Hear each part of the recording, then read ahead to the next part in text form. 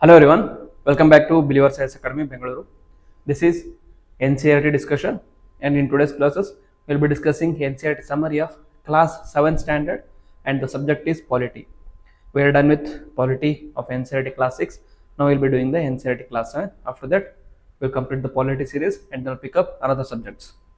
So now, NCERT polity class 7 standard, the first chapter is in the polity book is,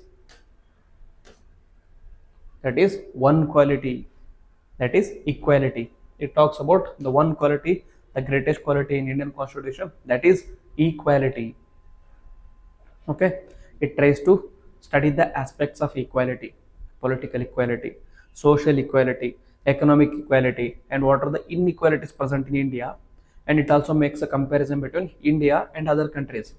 Is inequality unique to India, or whether the inequalities are present in other countries also? Okay, so here they have defined equality as a condition in which adequate opportunities are given to all. It is the soul of Indian democracy. Okay, it is the soul of Indian democracy on which rest of the ideals of democracy or ideals of the Indian constitution rest upon. If there is no equality, then we cannot guarantee the freedoms, we cannot guarantee the rights, we cannot guarantee opportunities, we cannot guarantee DPSPs, anything else. Okay, so the basis is equality, and on top of equality, our constitution. Okay, Constitution of India is lying, or the democratic principles of India are lying on top of equality. Okay. So here they try to argue whether equality really exists or not. For that, first the argument against is that there is equality in India because of the right to vote. That is, everyone has right to equality. Right to equality in the right to vote.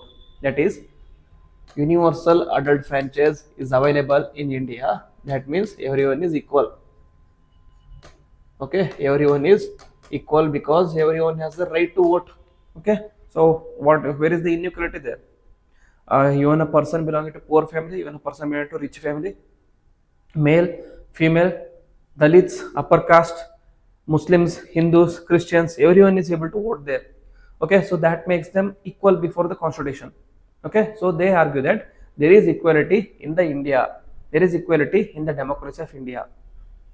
That is, in a democratic country like India, adults, that is above the age of 18, irrespective of their religion, caste, education, status, or place of birth, are given the right to vote under universal adult franchise. Meaning, doesn't matter if you are literate, doesn't matter if you are illiterate, doesn't matter if you are uneducated, doesn't matter if you are educated, everyone is same because they have the right to vote.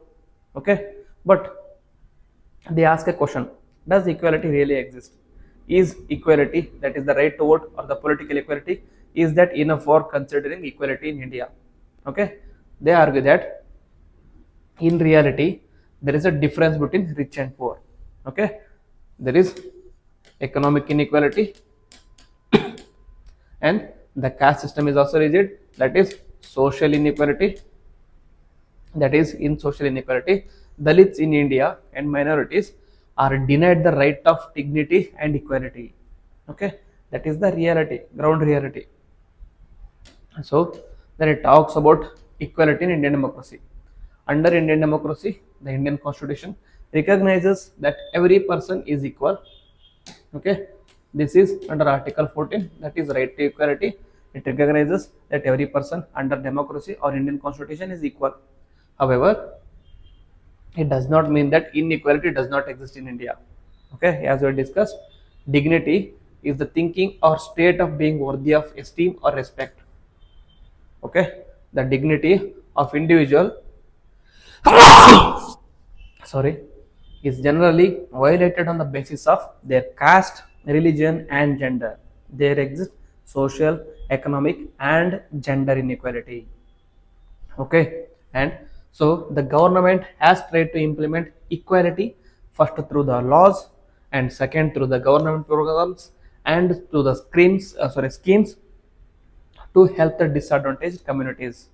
Okay, So government is doing everything in its part to make sure that there is equality in the Indian democracy. Then everyone is equal before the law. That is, there is no discrimination on the basis of caste, color, religion, race, gender, array, etc. Everyone has access to all the public places and untouchability has been abolished. These things we'll be reading in detail in the coming classes or in the coming standards. We will be reading about article 14 to 18. These are the articles that talks about right to equality. It includes right to equality, that includes equality before law, equal protection of laws, and also equality in terms of education, equality in terms of employment and appointment, no right against untouchability, that is prohibition of untouchability, and there is no titles provided to individuals. That is, you cannot call someone higher, Raja di Raja, etc., etc. All these titles have been abolished because it is against the ideals of equality. Okay.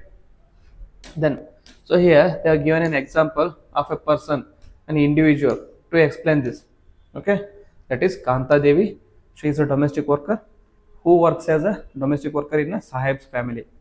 She thinks that she, on the voting day, she has gone to vote. She is waiting in the line. She feels herself as equal to everyone else there because everyone is waiting in that line. Everyone is waiting to vote for them. Okay, she considers herself, it gives her a good feeling that even the wealthy and the influential persons are standing in the queue next to her. Okay, she feels that she is equal, but in reality it is not so, because the word beyond it is something else. Okay, it is not just the word on the day of election, but there is a word beyond that. That is, in this world there is no equality. That is, when Kanta has to face the bitter reality of this world, she becomes sure that she is a prey to social and economic inequality. She in no way compares herself to members of the Sahib's family where she works as a domestic help.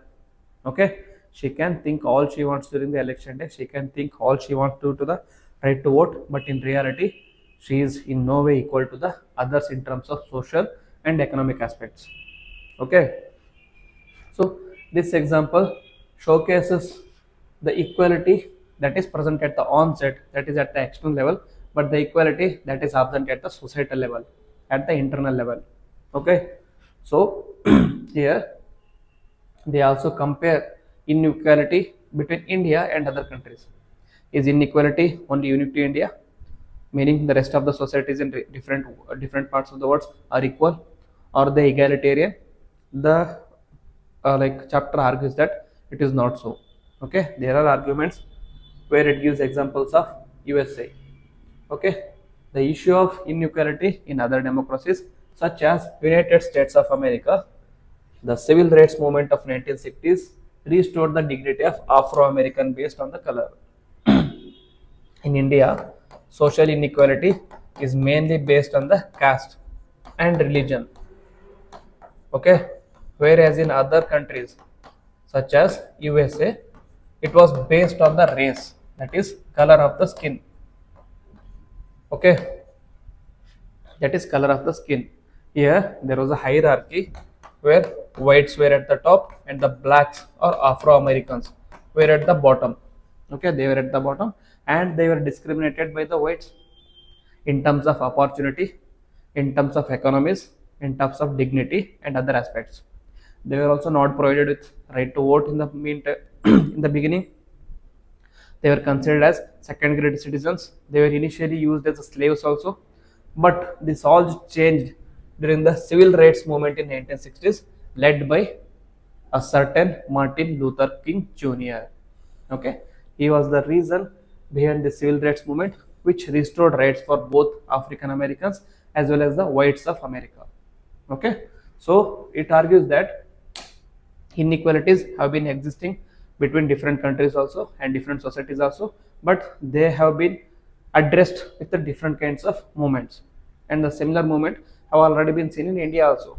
The Dalit rights movements, religious rights movements, feminist movements, etc., tribal movements, etc., etc., have already happened in India, asking for their due share of rights. but in reality it has not been able to achieve complete equality because of the existing or pre-existing social prejudices. Okay. Then the only guarantee of voting rights to all the other persons is not the solution for all the problems. That is, they may argue that we have provided you with the right to equality in the terms of right to vote. So that means all the problems have been have been solved. But it is not so. It is not just the right to vote that has to be addressed, but it is also the social, economic, and other inequalities that should also be addressed. Only then the true sense of equality can be achieved in India. That is, there are many people like Kanta in our country who have the right to vote but whose daily living and working conditions are far from equality. Okay, next, here it also talks about caste inequalities. Okay, so one of the, what you can say, most evilest form of Indian society is caste system, where people are organized or stratified on the basis of their caste, and the people belonging to lower strata or lower caste are discriminated by the people belonging to the higher strata or higher caste. Okay, one of the ugliest or inhuman forms of caste system was the untouchability. Was and is untouchability.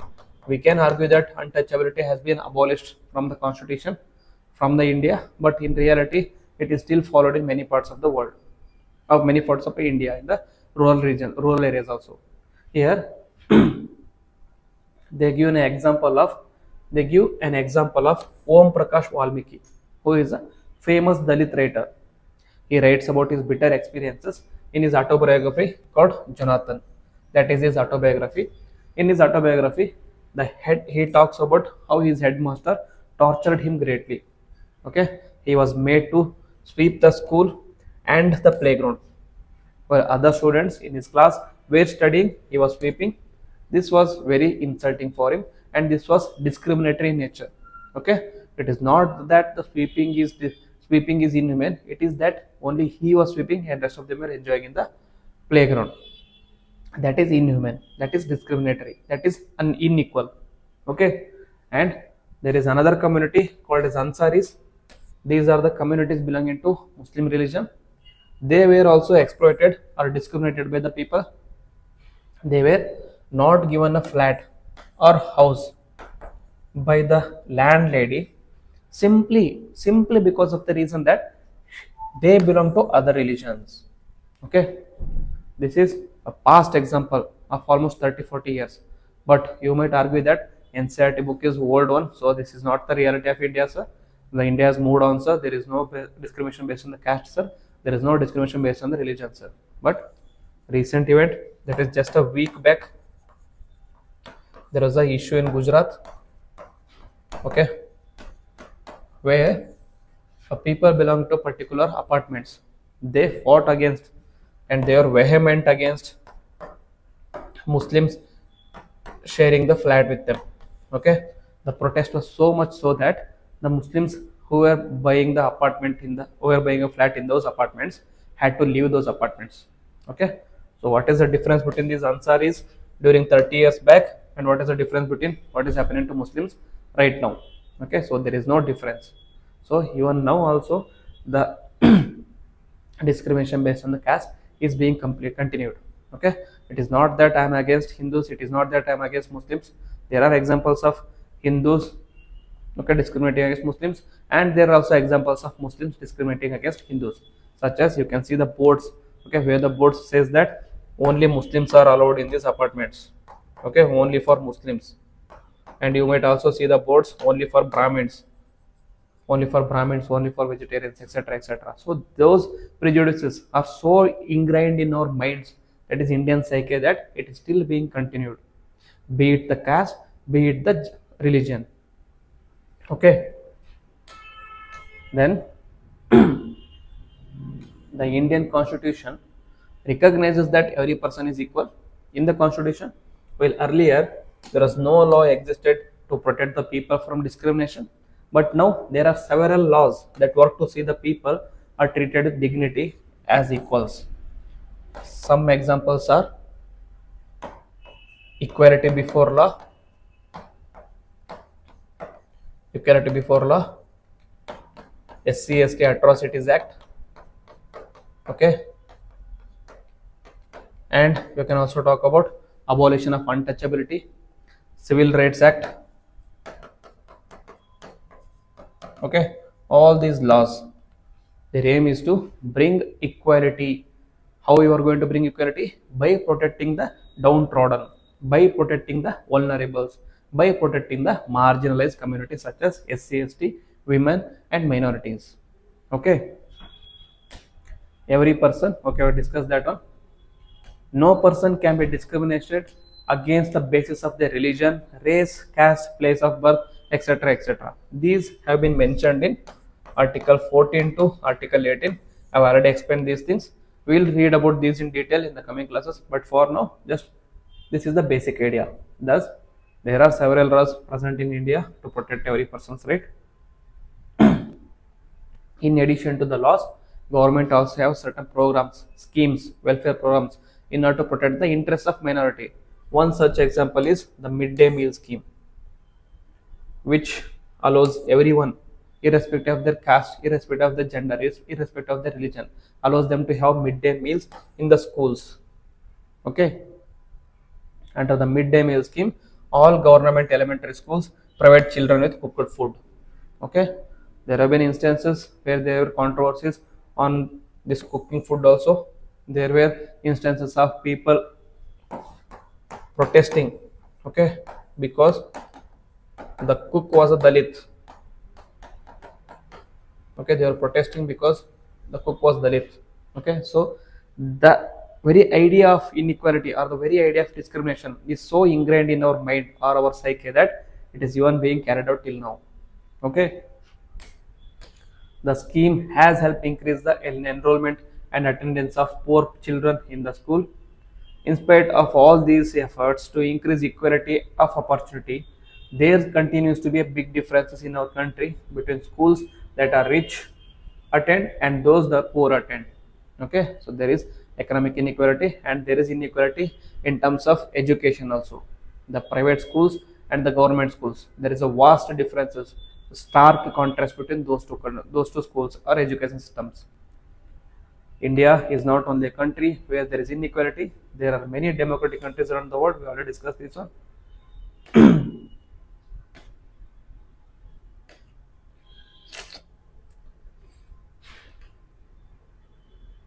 Okay, so the struggle for recognition of all the persons as equal and for their dignity should be maintained so that we may be hopeful of a society of equals, so that we can hope for a society that is egalitarian, so that we can hope for a society that is Ramarajya based on the Gandhian ideals. Okay, so that is a far-fetched ideology, but what we can do right now is only hope for it.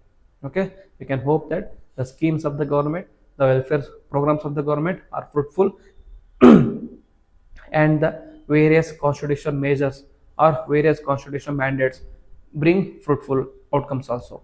Okay, so this ends our discussion on first chapter about equality, that is the one quality, that is equality. If you have any doubts regarding this one, very basic chapter, if you have any doubts regarding this one, you can write in the comment box also. And if you have any recommendations or any suggestions for me, you can write that in the comment box also. If you like the video, then do hit the like button, comment on it, and also share with your friends. And if you are new to the channel, then subscribe to the channel and also click on the bell icon so that you don't miss any notification. With this, I will end the video. Jai Hind, Jai Karnataka.